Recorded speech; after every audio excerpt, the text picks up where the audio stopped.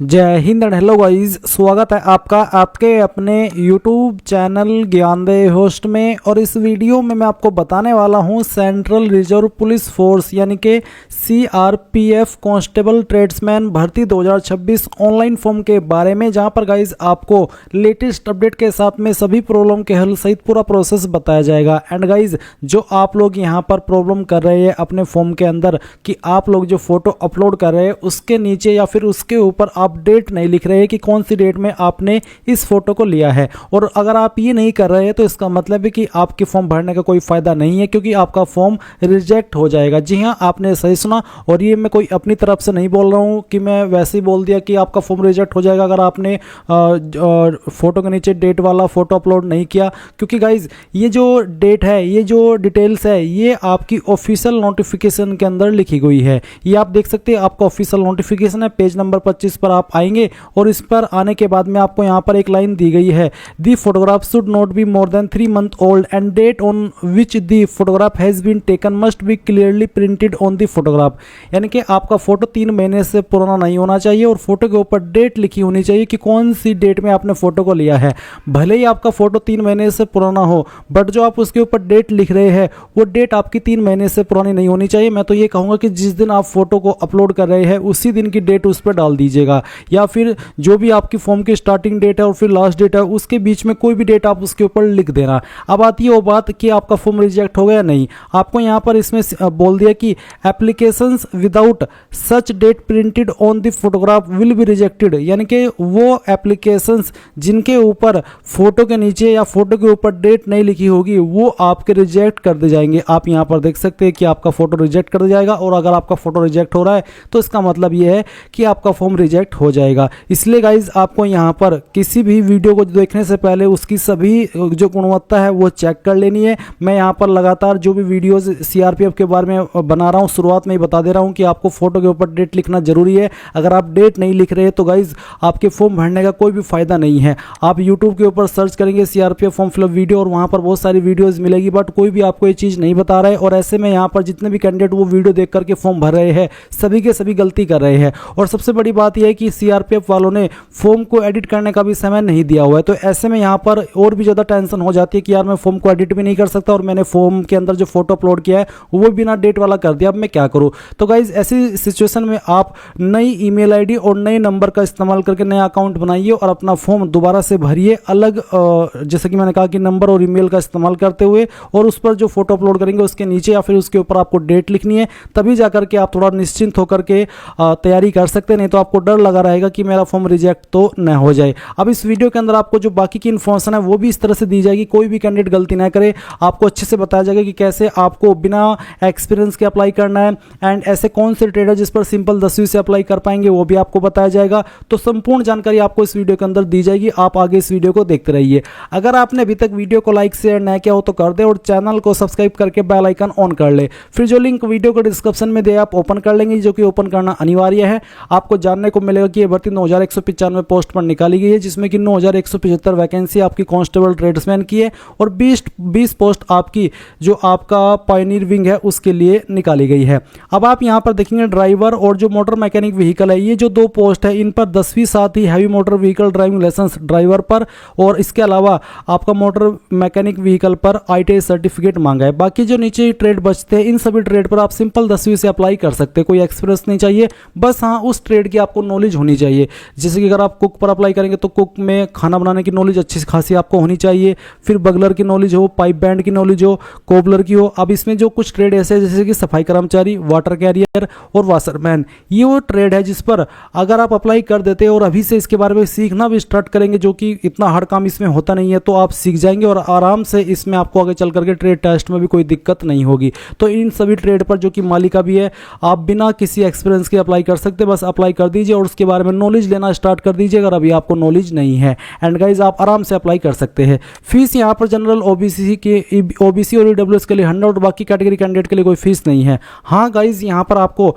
अलग से 47 rupees portal charge भी देना होगा, यानी कि जनरल OBC EWS को 147 रुपये और SC ST को 47 रुपीज़ एक तरीके से फीस के रूप में देनी होगी।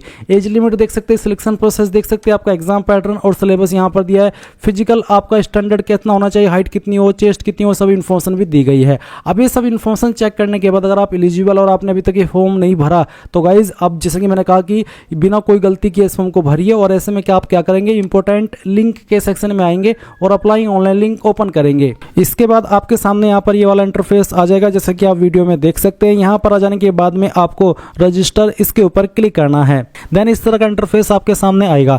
अब आप यहाँ पर देखेंगे candidate full name as recorded in matriculation और इक्विवेलेंट, यानी कि जो आपका 10वीं का सर्टिफिकेट है उसमें जो आपका नाम दिया गया है वो नाम आपको यहाँ पर लिखना है। और गाइज अंग्रेजी के बड़े अक्षरों के अंदर आप यहाँ पर आपका नाम लिखिएगा। फिर आप आपकी ईमेल आईडी डालिए जो कि आप रजिस्टर करना चाहते हैं। उसके बाद आपका मोबाइल नंबर डालिए और फिर जनरेट ओटीपी के ऊपर आप क्लिक करेंगे। अब गाइज आपके नंबर और ईमेल दोनों के ऊपर ओटीपी सेंड किया गया है, तो आप यहाँ पर पहले जो नंबर के ऊपर ओटीपी मिला है वो ओटीपी डालिए और फिर जो ईमेल के ऊपर ओटीपी आया है आप जब ईमेल चेक करेंगे तो आपको वहाँ पर ओटीपी देखने को मिल जाएगा।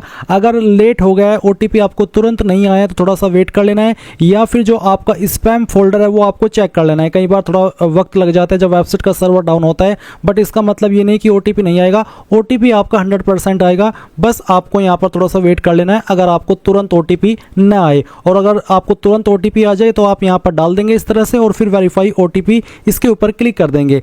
देन गाइज इस तरह से आपके सामने इंस्ट्रक्शंस आएंगे जैसे कि आप वीडियो में देख सकते हैं। अब आप यहाँ से इसको इस तरह से क्लोज कर देंगे और क्लोज करने के बाद में आपको अप्लाई न्यू एडवर्टाइजमेंट इसके ऊपर क्लिक करना है। इसके ऊपर क्लिक करने के बाद आपको यहाँ पर constable technical and tradesman and Pioneer की जो वैकेंसी है वो देखने को मिल जाएगी। अब आप अप्लाई हियर इसके ऊपर क्लिक करेंगे। इसके बाद आपके सामने इस तरह से जानकारी आएगी। आप यहाँ पर इसमें नीचे की तरफ आएंगे और आपकी जो आइडेंटिटी डिटेल है वो एंटर करेंगे। इसमें आपको बताना है कि आप आपकी आईडी कौन सी आईडी से वेरीफाई करना चाहते हैं, जैसे कि passport, pan card, driving licence, Aadhaar, voter ID, तो जिस भी माध्यम से कराना चाहते हैं वही आप यहाँ पर सेलेक्ट कर ले। और जैसे कि मैंने आधार सेलेक्ट किया तो फिर आपको जो भी आईडी आपने सेलेक्ट की है आइडेंटिफिकेशन नंबर के अंदर उसी आईडी का नंबर डालना है। फिर आता है नेम ऑन आइडेंटिफिकेशन, यानी कि जो आपकी आईडी है उसके ऊपर आपका नाम क्या है वही एग्जैक्ट नेम आपको यहाँ पर डाल देना है। फिर आएगी एडिशनल इन्फॉर्मेशन, यहाँ पर जो भी आपकी डेट ऑफ बर्थ है वो आपको सेलेक्ट करनी होगी। इस तरह से आप आइए और जो आपका ईयर है बर्थ का पहले आपको वो सिलेक्ट कर लेना है। फिर यहाँ से आपको आपका मंथ सेलेक्ट करना है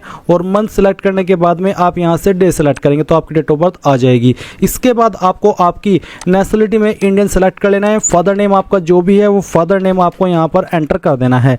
इसके बाद गाइज आप यहाँ पर देखेंगे मदर नेम, तो आपको आपकी माता जी का नाम एंटर करना है। फिर permanent identification mark on body, यानी कि आपकी बॉडी के ऊपर ऐसा निशान जिससे आपकी बॉडी की पहचान होती है। निशान आपकी बॉडी के ऊपर कहीं पर भी हो सकता है, चाहे जलने का निशान हो, चाहे कटने का, या फिर कोई बर्थ मार्क, आप उस निशान के बारे में यहाँ पर लिख देंगे। उसके बाद जेंडर मेल फीमेल जो भी है वो आप सेलेक्ट कर लेंगे। मैरिटल स्टेटस क्या है, married, unmarried, divorce, window, widower, जो भी आपका स्टेटस है वो आप यहाँ पर सेलेक्ट कर लीजिए। इसके बाद आती है डोमिसाइल डिटेल, आपसे पूछेगी क्या आपके पास डोमिसाइल है या फिर पीआरसी सर्टिफिकेट, क्या आपके पास डोमिसाइल या पीआरसी प्रमाण पत्र है, तो ये आपको यस करना, नहीं तो आप नो करेंगे। यस करने पर आपको यहाँ पर आपके निवास प्रमाण पत्र की जानकारी देनी है। जैसे कि एक सवाल आता है पहले ही कि क्या आप अपने मूल राज्य या फिर केंद्र शासित प्रदेश से दूसरे राज्य केंद्र शासित प्रदेश में प्रवासित हुए, यानी कि आप एक राज्य से दूसरे राज्य में गए हो, अगर हाँ तो यस, नहीं तो आपको नो करना है। अगर आप जहां पर आपका जन्म हुआ है अभी भी वहीं रह रहे हैं तो आपको इस वाले ऑप्शन में नो कर देना है। फिर आता है स्टेट ऑफ ओरिजिन, यानी कि आप कौन सी स्टेट के निवासी है वो स्टेट आपको यहाँ पर सिलेक्ट कर लेनी है। उसके बाद डिस्ट्रिक्ट ऑफ ओरिजिन, यानी कि कौन से डिस्ट्रिक्ट के अंदर रह रहे हैं वो डिस्ट्रिक्ट आपको सिलेक्ट कर लेनी है। और फिर जो आपका निवास प्रमाण पत्र है उसका नंबर आपको यहाँ पर डालना है। मैं आपको यहाँ पर डेमो के लिए दिखाता हूँ कि निवास प्रमाण पत्र किस तरह का होता है, तो चलिए आपको यहाँ पर दिखाता हूँ ताकि आपको समझ में आ सके और आप सही तरीके से बिना किसी गलती के अपनी इन्फॉर्मेशन भर सके। तो अभी जो आप वीडियो में देख सकते हैं ये कास्ट सर्टिफिकेट है जो कि यूपी स्टेट के द्वारा जारी हुआ है। इसमें जो प्रमाण पत्र क्रमांक के सामने नंबर लिखा है वही आपका कास्ट निवास प्रमाण पत्र का नंबर होता है। तो आपको यहाँ पर डोमिसाइल पीआरसी सर्टिफिकेट नंबर के अंदर जो नंबर मैंने आपको बताया जो यहाँ पर लिखा होता है वो नंबर आपको यहाँ पर लिख देना है। उसके बाद आती है कैटेगरी रिजर्वेशन, तो उसके पहले आपको यहाँ पर बताना है कि आपका रिलीजन क्या है, जो भी है वो रिलीजन आप अपना सेलेक्ट कर लेंगे। कास्ट कैटेगरी अनरिजर्व्ड यानी कि जनरल, एसटी, एससी, ओबीसी या फिर ईडब्ल्यूएस जो भी है वो आप सेलेक्ट कर लीजिए। मान लीजिए आप ओबीसी है तो आपको ओबीसी सेलेक्ट कर लेना है। उसके बाद सर्टिफिकेट नंबर के अंदर जो आपका कास्ट सर्टिफिकेट है उसका नंबर आपको देना होगा। तो मैं आपको यहाँ पर वीडियो में दिखा देता हूँ, ये कास्ट सर्टिफिकेट है गाइज, ये तो है यूपी स्टेट के द्वारा जारी हुआ स्टेट का कास्ट सर्टिफिकेट। बट गाइज आपके पास यहाँ पर जो सर्टिफिकेट होना चाहिए वो सेंट्रल का बना होना चाहिए। तो सेंट्रल का कास्ट सर्टिफिकेट कैसा होता है वो आप यहाँ पर देख लीजिए। अभी जो आप वीडियो में देख सकते हैं ये एक सेंट्रल स्टेट के द्वारा जारी हुआ कास्ट सर्टिफिकेट है, क्योंकि ये भर्ती सेंट्रल गवर्नमेंट के अंतर्गत आती है। तो जो आप कास्ट सर्टिफिकेट यूज करेंगे वो सेंट्रल का बना होना चाहिए। तो आप क्या करेंगे, यहाँ पर आपको जो नंबर फिल करना है वो कहाँ पर मेंशन होता है मैं आपको बता दूँ। आपसे यहाँ पर सर्टिफिकेट नंबर मांगा है और इसमें आप देख सकते हैं ये सेंट्रल का है। इसमें यहाँ पर आवेदन क्रमांक के नीचे प्रमाण पत्र क्रमांक लिखा है। तो ये जो प्रमाण पत्र क्रमांक के सामने नंबर लिखा है वही नंबर आप यहाँ पर सर्टिफिकेट नंबर के अंदर डाल देंगे। अब आता है कि सर्टिफिकेट इश्यूइंग स्टेट, यानी कि कौन सी स्टेट ने इसको जारी किया है। तो जो सर्टिफिकेट है ये जारी हुआ है यहाँ पर मेरा उत्तर प्रदेश शासन के द्वारा। तो आपका जिस भी स्टेट के द्वारा जारी हुआ है वो स्टेट आप यहाँ पर सेलेक्ट कर लेंगे। फिर सर्टिफिकेट इश्यूइंग डिस्ट्रिक्ट, यानी कि कौन सी डिस्ट्रिक्ट के द्वारा आपका सर्टिफिकेट जारी हुआ है। तो जिस भी डिस्ट्रिक्ट के द्वारा जारी है वो आप यहाँ पर सेलेक्ट कर लेंगे। फिर कौन सी अथॉरिटी ने इसको जारी किया है। ये certificate generally district magistrate, additional district magistrate, ADM, city magistrate, deputy collector in post के द्वारा जारी होता है। अब आपको कैसे पता चलेगा कि मेरा सर्टिफिकेट इनमें से कौन सी अथॉरिटी ने जारी किया है।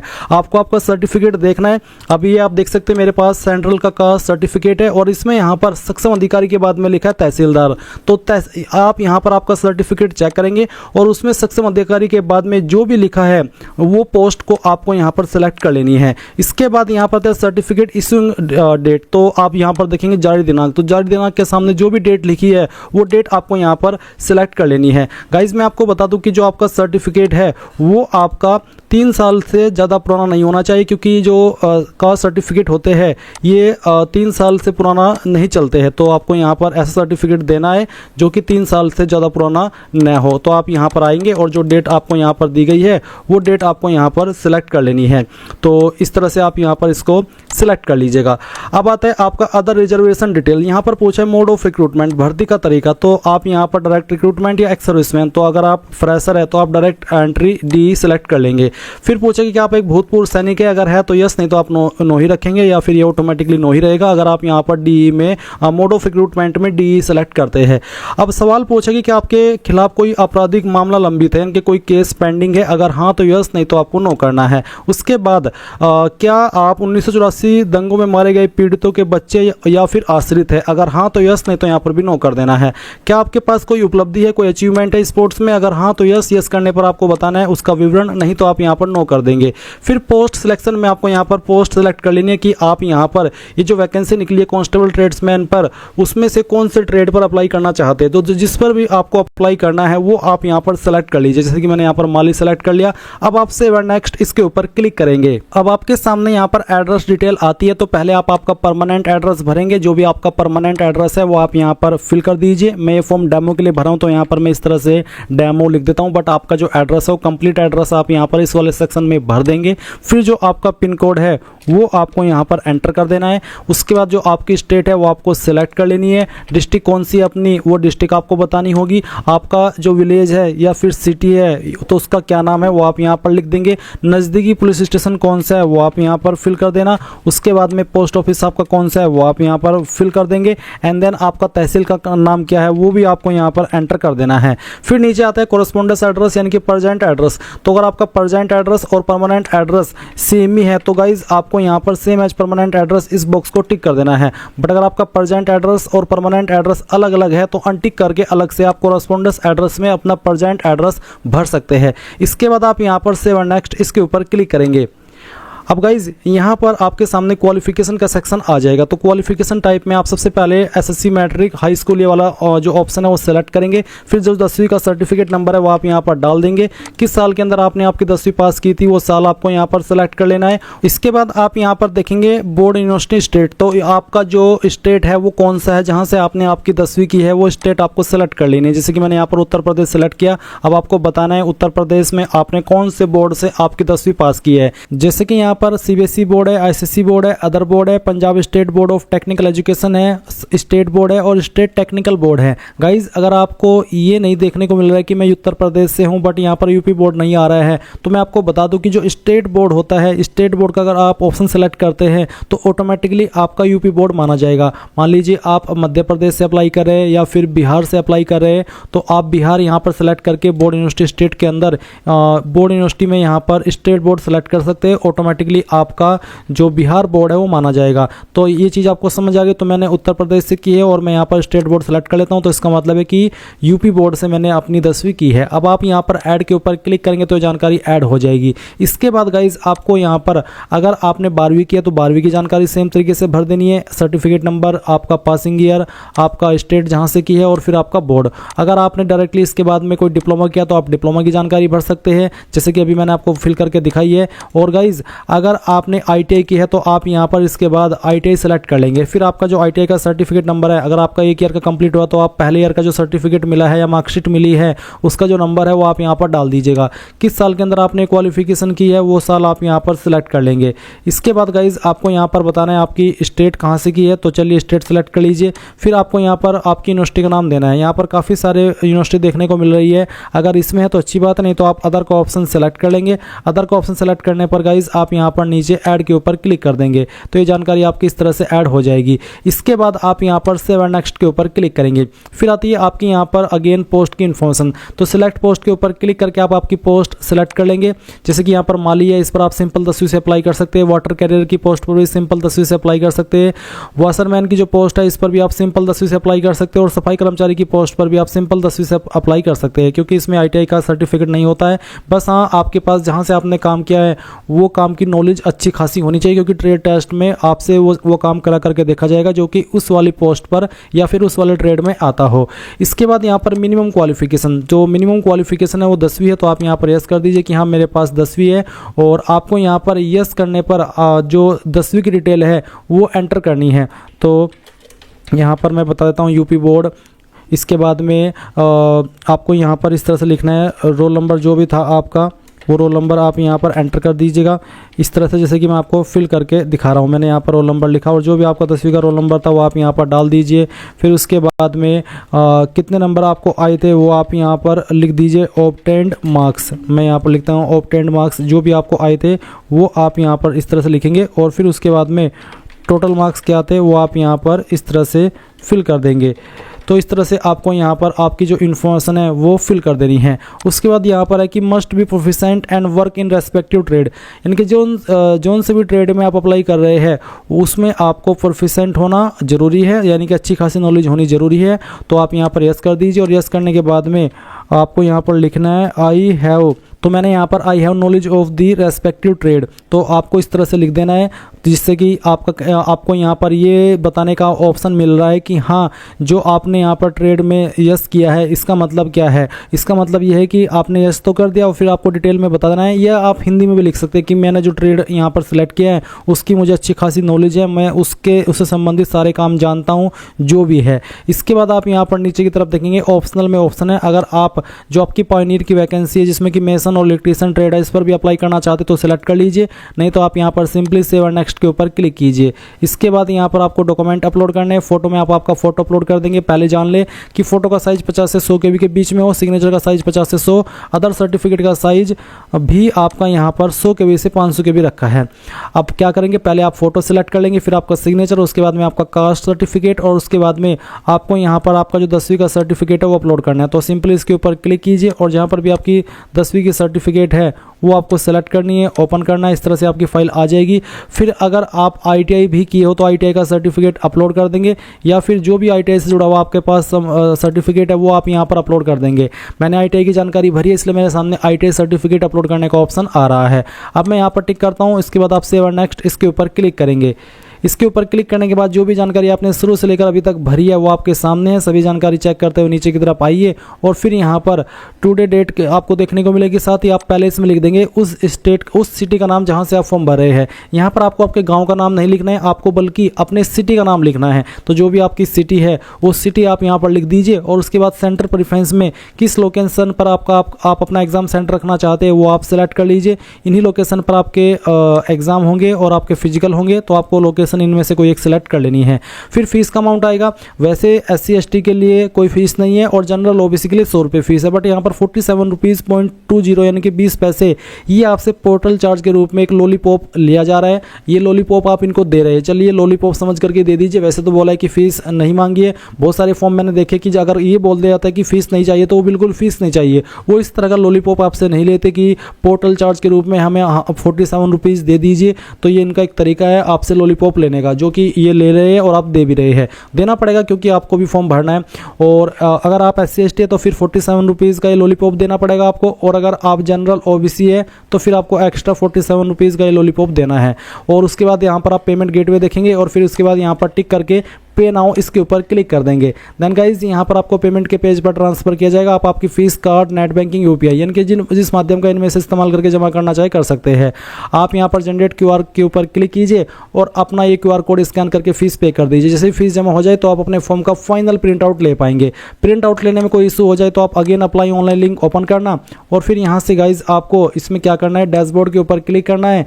डैशबोर्ड के ऊपर क्लिक करने के बाद इसको क्लोज कर देना है और यहाँ पर आप आपके फॉर्म का जो स्टेटस है वो भी देख सकते हैं। और यहाँ से आप इसका अगर फी पेमेंट नहीं कर पाए तो पे भी कर सकते हैं अगेन, और अपना फॉर्म का प्रिंट भी फाइनल यहाँ से ले सकते हैं। इस तरह से गाइज आप लोग CRPF ट्रेड्समैन ऑनलाइन फॉर्म 2026 भर पाएंगे। आई होप ये प्रोसेस आपको पसंद आया होगा। सो थैंक्स फॉर वॉचिंग, जय हिंद। अब गाइज यहाँ पर आपके सामने फोटो डॉक्यूमेंट का सेक्शन आ जाएगा। मैंने ये चीज़ें पहले से अपलोड कर लिया ताकि मैं आपको अच्छे से चीज़ें एक्सप्लेन कर सकूँ।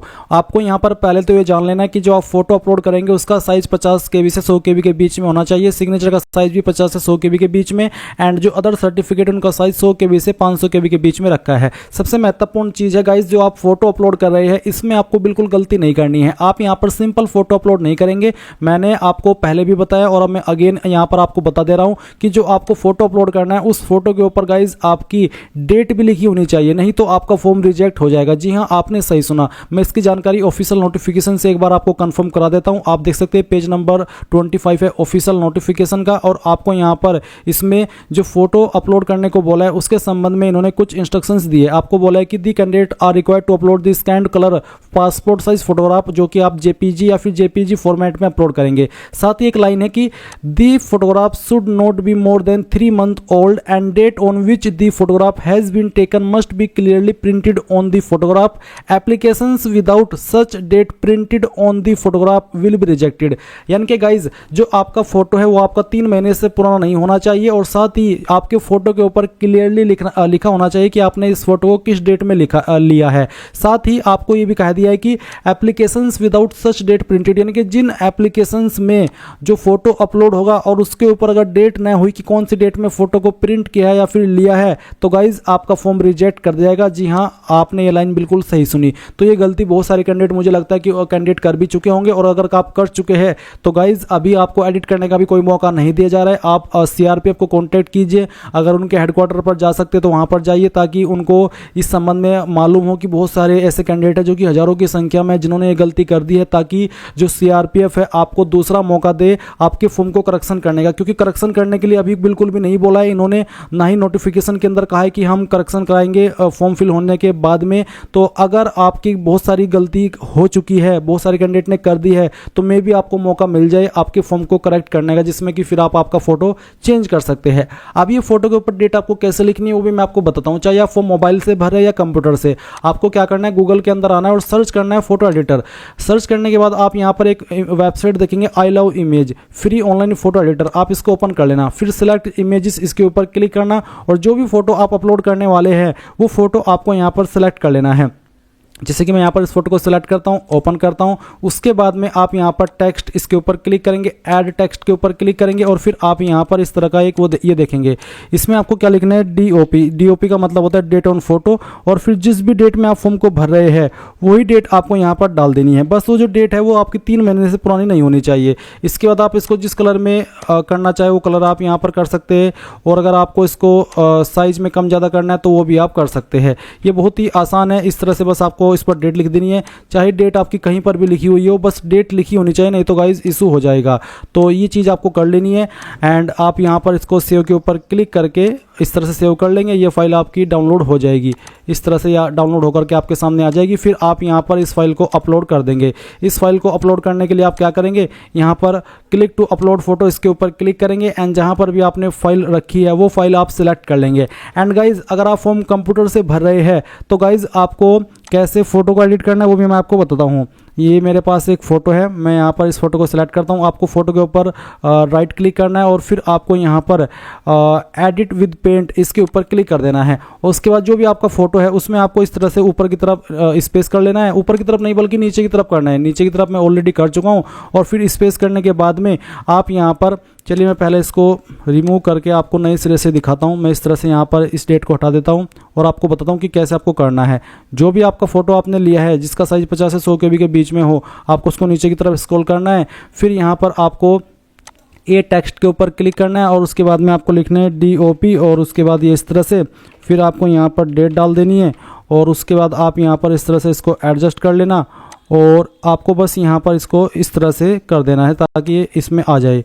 ये आ गया फ़ोटो और उसके बाद आप उसको सेव कर देंगे। कलर चाहे कोई भी हो, उससे कोई फ़र्क नहीं पड़ता। और उसके बाद आप इस फाइल को सिलेक्ट कर लेंगे। चलिए मैं यहाँ पर ये फाइल आपको सिलेक्ट करके दिखाता हूँ। अब वो जो आपकी डेट है, चाहे वो फ़ोटो के ऊपर हो या फिर फ़ोटो के नीचे हो, जैसे कि मैंने आपको लिख करके दिखाई है, बस आपको ध्यान रखना कि फ़ोटो के ऊपर डेट होनी ज़रूरी है। अब गाइज़ यहाँ पर एक प्रॉब्लम ये भी आपके सामने आ सकती है कि जब आप फ़ोटो अपलोड करें और आपको जानने को मिले कि मेरे फ़ोटो का साइज़ कम हो गया है, 50 KB से कम या फिर 100 KB से ज़्यादा, तो ऐसे में आप क्या करेंगे, आप गूगल के अंदर सर्च करना। अगर आपके फ़ोटो का साइज़ ज़्यादा हुआ है तो आपको सर्च करना है डिक्रीज़ इमेज साइज़ या रिड्यूस इमेज साइज़। और अगर ज़्यादा कम हुआ है तो आपको लिखना है इंक्रीज इमेज साइज़। तो आपको ये डिसाइड करना है कि मेरे फ़ोटो का साइज़ कम हुआ है और मुझे ज़्यादा करना है या ज़्यादा हुआ है मुझे कम करना है। तो जैसे कि मुझे कम करना है तो मैंने यहाँ पर सर्च किया गूगल के अंदर डिक्रीज इमेज साइज़ और फिर आपको रिड्यूस इमेज साइज़, ये PI7 टूल के नाम से वेबसाइट ओपन कर लेनी है। फिर सेलेक्ट इमेजेस इसके ऊपर क्लिक करना है और फिर आपको यहाँ पर वो फाइल सेलेक्ट कर लेनी है जो आपको कम करनी है। मैंने ये फाइल सेलेक्ट कर ली, ओपन किया। उसके बाद में यहाँ पर मैं इसको चलिए 80 KB कर लेता हूँ और उसके बाद मैं रिड्यूस साइज़ इसके ऊपर क्लिक करता हूँ।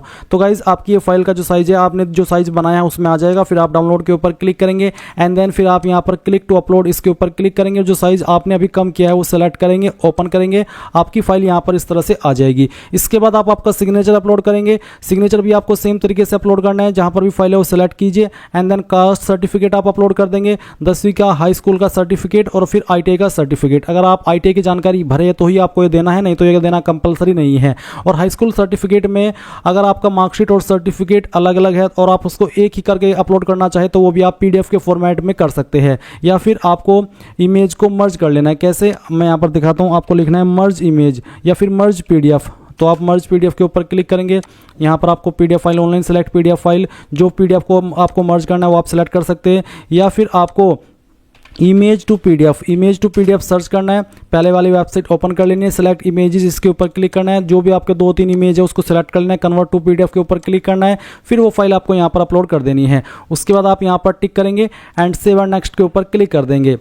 इसके बाद गाइज यहाँ पर आपके सामने आपके फॉर्म का प्रीव्यू आएगा। जो भी जानकारी आपने शुरू से लेकर अभी तक भरी है वो आपके सामने आ जाएगी। उसके बाद आप यहाँ पर पहले इसमें डालेंगे कौन सी जगह से आपने फॉर्म को भरा है, आपको आपकी सिटी का नाम देना है। सेंटर प्रेफरेंस में आप यहाँ पर एक अपना चॉइस सेलेक्ट कर लेंगे कि मैं इस लोकेशन पर अपना एग्ज़ाम सेंटर रखना चाहता हूँ। उसके बाद यहाँ पर आपके सामने फ़ीस का अमाउंट आएगा। SC/ST के लिए कोई फ़ीस नहीं है, बस उनके सामने यहाँ पर 47.20 यानी कि 20 पैसे 47 रुपीज़ ये अमाउंट पे करना होगा पोर्टल चार्ज के रूप में।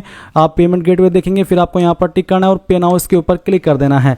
पे नाउ के ऊपर क्लिक करने के बाद जैसे आप आपकी फ़ीस पे कर देंगे किसी भी माध्यम का इस्तेमाल करके और वो आपकी सक्सेसफुल रहेगी, तो गाइज़ आप अपने फॉर्म का फाइनल प्रिंट आउट ले पाएंगे। अगर फाइनल प्रिंट आउट अभी नहीं लिया जा रहा है तो कोई टेंशन वाली बात नहीं है, क्योंकि ये अगर आपकी फॉर्म की डेट भी निकल गई तब भी आप इसको बाद में भी प्रिंट कर सकते हैं। एंड अगर कोई इशू आ रहा हो प्रिंट करने में तो बता देना, मैं नेक्स्ट वीडियो में आपको पेमेंट करने के बाद में कैसे प्रिंट लेना है उसके बारे में भी जानकारी दे दूंगा। तो ये थी गाइज़ कंप्लीट इन्फॉर्मेशन जो कि मैंने आपको यहाँ पर इस वीडियो में एक्सप्लेन कर दी है। आई होप आप किसी से भी कोई भी गलती नहीं होगी इस फॉर्म को भरने में। So thanks for watching. जय हिंद।